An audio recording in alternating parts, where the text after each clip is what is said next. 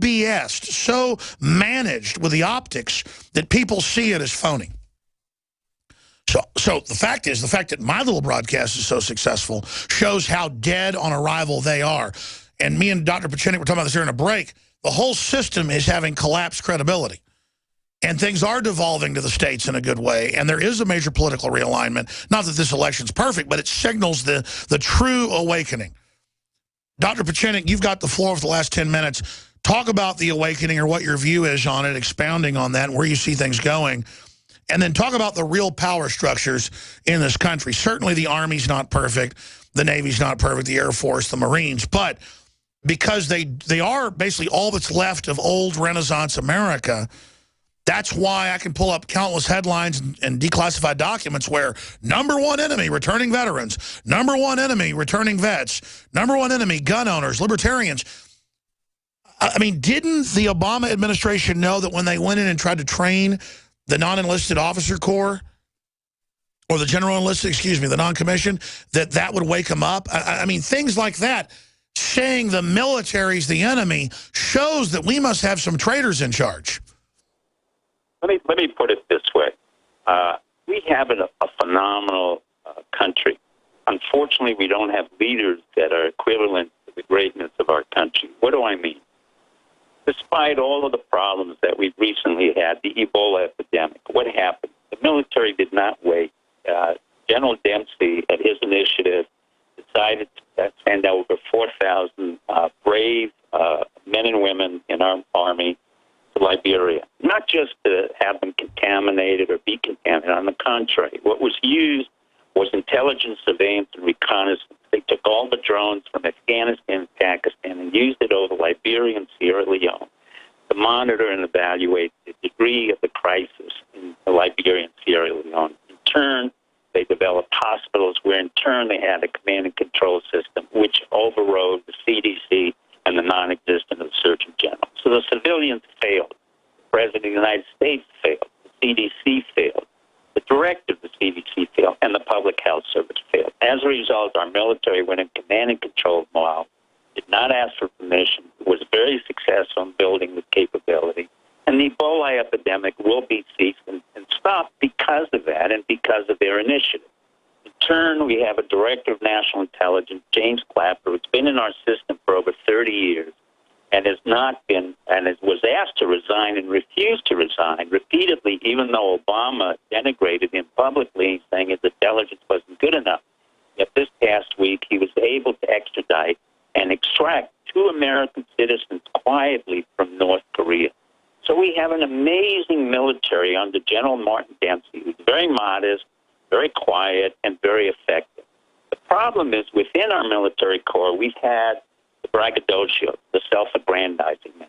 That came out of the Navy. Why the Navy? Because in turn, the Navy was very responsible or reacted inappropriately to the demands and control of Bush Jr., John Brennan, the CIA, and this I go back to Admiral Mullen, Admiral McRaven, the head of Special Forces, who should never have used the Navy in any way for propaganda or promoted his own self-aggrandizement in saying that he killed specifically Osama bin Laden. Nor should the President of the United States lie to the American public that Osama bin Laden was killed by him or anybody else. But since you started talking about this on my show 13 years ago, now it's admitted it's so clear from being outside government. Well, it was a lie. Of course it was. But it's so clear. It's so clear, though, that there are interagency wars. The FBI fighting with the CIA, the NSA fighting with the CIA, but then they're all lined up generally attacking the actual armed services, because that's the only thing that goes back to George Washington. That's the only thing they haven't taken over completely. And they know the military isn't going to take the guns. They know they're awake. They know they're like the best people we've got. And so that's why there's this open demonization of the veterans, which is jumping the shark, Dr. Pieczenik.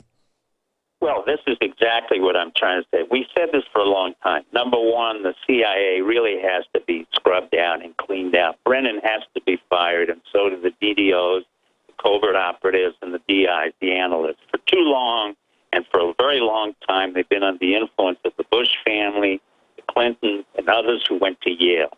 It is a disastrous organization. For the 30 years that I've been in and out of government, I could rarely rely on the CIA. They are experts on 9/11 and stand down. There was no question that the man who told me this was the stand down worked for Paul Wolfowitz. There's no question that the Jewish neocons who were involved, Wolfowitz, Earl, Elliot Abrams, and those have to be brought up for trial and tribulation. There's no question that Bush and Cheney. But until we do that, this government will not be clean of sin. And by the way, Dr. Pieczenik, you're Jewish. Yes, I am. I'm very proud I'm Jewish, but I'm not proud of those who've acted against our government and those who inspired the Israelis to work against our own interests. So Israel and being Jewish does not mean that you're Jewish in temperament or soul. Most of the Americans really don't care whether you're Jewish or Christian or Muslim. But they do care that is you're American. Unfortunately, American Jews have no idea of their own history of the anti-Semitism and the fact that they were manipulated into a position where they created this 9/11, the stand down, and Israel was in fact involved with Mossad operatives. That's not fictitious. That's not theoretical. That's a fact.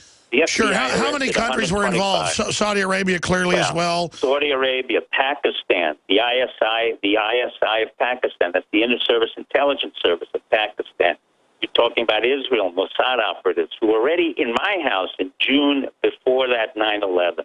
And you're talking about the United States. But the primary... Listen, I got visited by a major Mossad operative. Well, yes, but you know, the Mossad in Israel is insignificant to Israel now, to America. They're a strategic liability. David Petraeus said it, I've said it, and now... No, I know, but you also got visited and threatened by British intelligence, basically, correct? Well, yeah, the British have been involved. The British are secondary countries. They're not relevant to the United States. The United States is only relevant to itself and its position in the world. Well, I mean, I want listeners to understand, though. I mean, you co-wrote books with Tom Clancy. You're a famous spy. You're well-known with the Army, the rest of it. I mean, you're not making this stuff up from your perspective. I'm not making it up. I said it 13 years ago. Bush, Rumsfeld, Cheney, Rumsfeld and Condoleezza Rice are very much responsible, as well as Steve Hadley. Well, Condoleezza Rice called Mayor Willie Brown and said, don't fly to New York tomorrow.